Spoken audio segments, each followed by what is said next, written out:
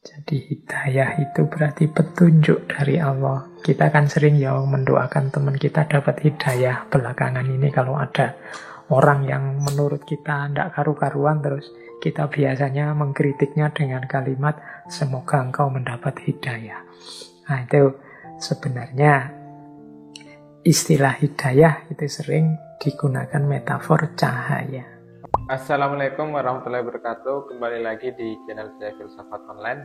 Kali ini kita akan melanjutkan kembali ngaji filsafat bersama Pak Farudin Faiz dengan tema Falsafah Cahaya episode 1. Sebelum kita mulai, mari kita baca basmalah bersama. Bismillahirrahmanirrahim. Tanpa perlu lama-lama, mari kita mulai. Kita mulai dari yang paling dasar dulu ya. Kita cek dulu apa itu cahaya. Oke. Ya kalau dalam bahasa Arab, cahaya itu istilahnya adalah nur. Baik. Nur itu secara sederhana didefinisikan sebagai al-dhahir bidzatihi al-muzhir liwairihi. Oke. Al-dhahir bidzatihi itu sesuatu yang terang atau tampak pada dirinya sendiri, dan al-muzhir liwairihi itu sesuatu yang membuat yang lain tampak atau terang. Oke. Kalau ada cahaya itu kan dirinya sendiri bercahaya, yang sekelilingnya juga bercahaya. Baik. Lampu misalnya, lampunya sendiri itu kan terang, bercahaya. Nah, itu namanya al-dhahir.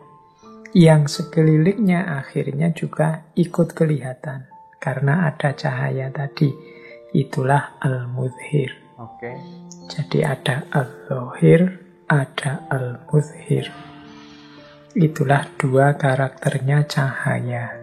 Nah, jangan lupa istilah nur ini kalau dalam bahasa Arab dekat dengan istilah nar. Satu akar dengan istilah nar. Kalau nur konotasinya positif. Baik. Tapi kalau nar konotasinya negatif. Nur itu cahaya, nar itu api. Oke. Kalau nur itu maknanya fokus pada karakter yang menerangi, sementara nar fokus pada panasnya yang menghanguskan, menghancurkan. Oke. Jadi yang satu mencerahkan, menerangi, yang satu membakar, menghancurkan. Baik. Dari akar kata yang sama. Yang satu kita sering mengasosiasikannya sebagai asal usulnya malaikat, Oke. sementara yang satu adalah asal usulnya iblis. Malaikat kita sering menyebutnya terbuat dari nur, kalau iblis terbuat dari nar. Oke. Dari bahan yang sama, nur dan nar, dari akar kata yang sama. Makanya ada riwayat yang menyatakan iblis itu awalnya termasuk kelompoknya malaikat.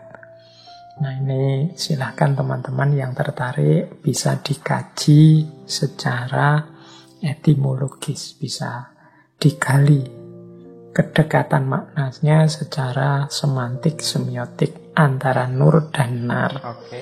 Kapan cahaya bisa berubah jadi nar, jadi api. Padahal harusnya cahaya itu menerangi, tapi dalam kondisi tertentu dia akan berubah jadi nar. Baik. Dari nur menjadi nar. Atau bagaimana kita mengolah dimensi nar dalam diri kita berbuah jadi nur. Ini filosofinya bisa digali tersendiri. Jarak antara nur dan nar. Oke. Nah, kalau teman-teman tekun menggali dalam Al-Quran, ada banyak sekali ayat-ayat yang menggunakan kata nur juga nar. Baik. Tapi nanti jumlah kata-kata nur itu jauh lebih sedikit daripada jumlah kata nar. Silahkan teman-teman nanti meneliti ya. Aspek semiotiknya, aspek kebahasaannya. Kita tidak akan terlalu panjang sibuk di situ. Kita masuk lebih dalam tentang hakikat maknanya nur atau cahaya dalam kehidupan kita. Baik, kita gali pelan-pelan. Apa sih yang dimaksud nur atau cahaya? Tentunya ya tidak persis sama dengan yang dijelaskan dalam fisika. Jadi istilah-istilah cahaya itu baik dalam Al-Quran, dalam hadis, atau dalam wacana-wacana tasawuf, itu kan jenisnya metafor. Jadi memaknainya tidak bisa letterlek, tidak bisa dibayangkan langsung seperti lampu dibayangkan langsung seperti senter gitu, enggak. Tapi dia metafor. Secara umum, kata nur itu adalah metafor bagi cahayanya Allah atau hidayah. Maka nanti banyak ayat-ayat dalam Al-Quran itu ketika menggunakan istilah nur, itu maknanya macam-macam. Karena hidayah Allah pada manusia itu bentuknya bisa macam-macam. Saya tidak membacakan satu demi satu ayatnya. Ya saya kasih contoh misalnya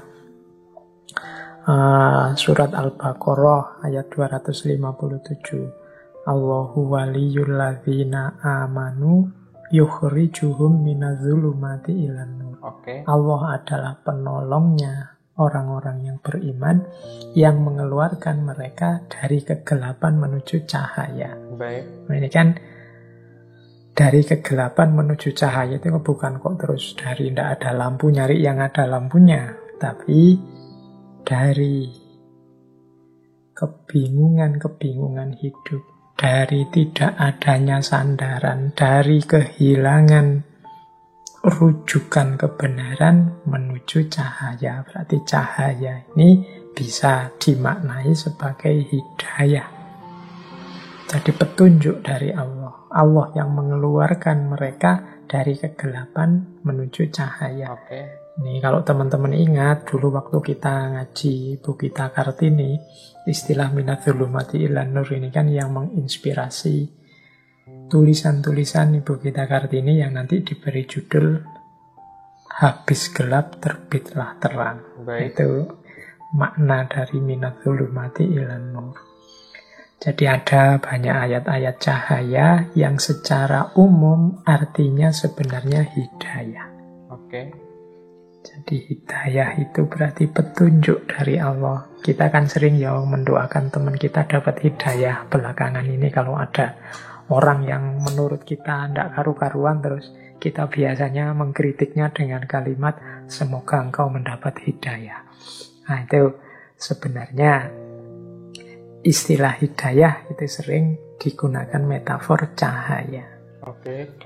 Nah, metafor cahaya ini yang maknanya secara umum adalah hidayah, kalau dalam Al-Quran macam-macam bentuknya hidayahnya Allah kepada manusia. Di catatan saya, kata-kata nur itu bisa punya beberapa arti yang semuanya konotasinya hidayah. Yang pertama di catatan saya, nur itu artinya ya Allah. Jadi termasuk dari ayat yang sangat populer tentang cahaya, yang Allahu nurus samawati wal ard. Jadi Allah adalah cahaya langit dan bumi. Jadi Allah lah yang memberi hidayah pada kita, yang memberi petunjuk kepada kita, justru Allah sendiri. Jadi maknanya ada kalanya cahaya itu ya Allah. Ada kalanya cahaya itu Rasulullah. Jadi petunjuk yang bisa kita ikuti antara lain ya Rasulullah. Bahkan dalam dunia tasawuf, teman-teman mungkin masih ingat dulu kita mengkaji Ibnu Arabi, mengkaji tokoh-tokoh sufi yang falsafi, itu ada istilah Nur Muhammad. cahaya Muhammad. Nah, ini kehadiran Rasulullah saja itu sudah merupakan hidayah yang luar biasa bagi manusia. Oke. Apalagi tuntunan-tuntunan beliau, baik melalui Al-Quran maupun melalui hadis. Jadi yang kedua, maknanya nur atau yang dalam makna metafor hidayah itu ya Rasulullah sendiri. Yang ketiga, nur itu adalah Al-Quran. Oke. Jadi Al-Quran lah yang menjadi petunjuk, yang menjadi hidayah bagi kita. Yang ketiga, banyak ayat-ayat yang secara letterlek menyebut bahwa Al-Quran adalah cahaya. Misalnya surat An-Nisa ayat 174. Ya ayuhan nasu qad ja'akum burhanum mir rabbikum wa anzalna ilaikum nuram mubina. Nah, wahai manusia, sesungguhnya telah datang padamu bukti-bukti dari Tuhanmu dan telah kami turunkan padamu nuram mubina. Ini oleh para mufasir banyak diartikan sebagai Al-Quran. Oke. Jadi nur di situ maknanya Al-Quran. Ada kalanya juga nur itu berarti keimanan. Keimanan ini kan anugerah Allah pada kita. Itu juga hidayah. Baik. Jadi minazulumati ilan nur itu ada yang menerjemahkan ya dari kekufuran menuju keimanan. Maka hidayah atau cahaya itu bisa maksudnya adalah keimanan. Baik. Ada pula yang bisa dimaknai sebagai kebenaran.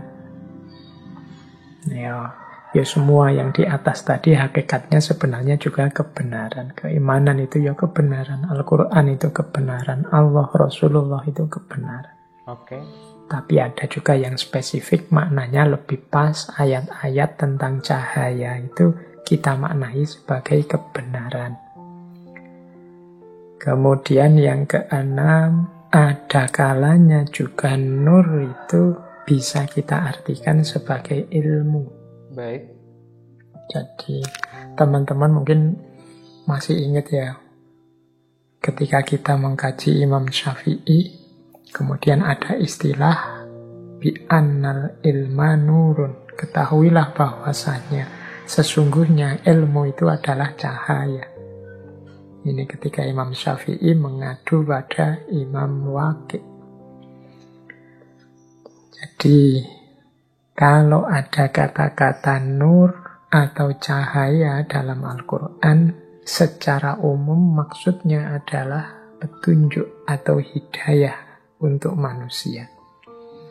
Nah, bentuknya hidayah itu secara spesifik itu ada kalanya maksudnya adalah Allah sendiri, ada kalanya maksudnya Rasulullah, ada kalanya maksudnya adalah Al-Quran, ada kalanya maksudnya adalah keimanan, ada kalanya maksudnya adalah kebenaran, dan ada kalanya maksudnya ilmu. Baik. Oke, jadi ini dasarnya kita pahami yang paling dasar dulu tentang apa itu nur atau cahaya. Baik. Ambil nafas sebentar.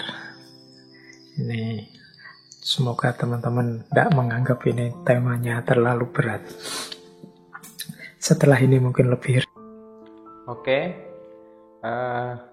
Falsafah cahaya ya. Jadi cahaya di dalam bahasa Arab itu disebut nur. Nah, tadi sudah dijelaskan oleh Pak Farudin Faiz bahwasanya nur itu juga dekat dengan kata nar karena satu akar ya. Jadi kalau nur itu lebih positif artinya, yaitu cahaya. Tapi kalau nar itu lebih ke arti negatif atau hal yang memanaskan. Nah, identik ke iblis, tapi kalau nur itu identik ke malaikat. Dan metafor cahaya itu juga tadi sudah dijelaskan mempunyai beberapa arti di dalam Al-Quran. Bisa nanti berupa arti hidayah, bisa berarti nanti artinya Allah, bisa juga Rasulullah, bisa juga Al-Quran, bisa juga keimanan, bisa juga kebenaran, dan bisa juga ilmu. Tergantung ayatnya ya. Dan tadi sudah dijelaskan juga ayat-ayatnya oleh Pak Fardun Faiz. Ada kalanya arti nur itu berupa Allah dan sampai ilmu tadi ya. Oke, mungkin itu. Mohon maaf apabila ada kata-kata yang salah. Kurang lebihnya terima kasih sudah menonton sampai selesai. Wallahul muwaffiq ila aqwamit thoriq. Wassalamualaikum warahmatullahi wabarakatuh.